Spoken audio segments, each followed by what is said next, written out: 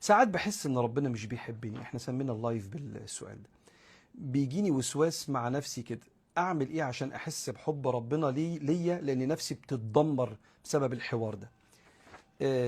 مفيش حد بيحب ربنا ربنا ما بيحبوش.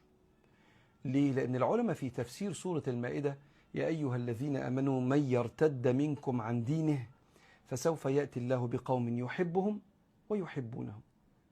فقال لك هو حبهم الاول عشان يحبوه. فلو حضرتك بعت لنا سؤال بتقولي انا زعلانه اني حاسه ان ربنا ما بيحبنيش، طب وايه المشكله لما ربنا ما يحبكيش؟ ما ربنا ما يحبكيش. تقولي لا، ازاي ده؟ ربنا، انا بحب ربنا ونفسي ربنا يحبني. ما دام بتحب ربنا وبعت لنا السؤال، يبقى ربنا بيحبك ان شاء الله، نحسبك كذلك. لانك ما تعرفيش تحب ربنا الا لما هو يحبك الاول. فسوف ياتي الله بقوم يحبهم واحد ويحبونه اثنين، فما احبوه الا بعد ان احبه. فده وسواس شيطاني. أذكر حضرتك بالألف لا إله إلا الله اللي احنا متفقين عليها، تطرد هذا الوسواس المؤذي لحضرتك.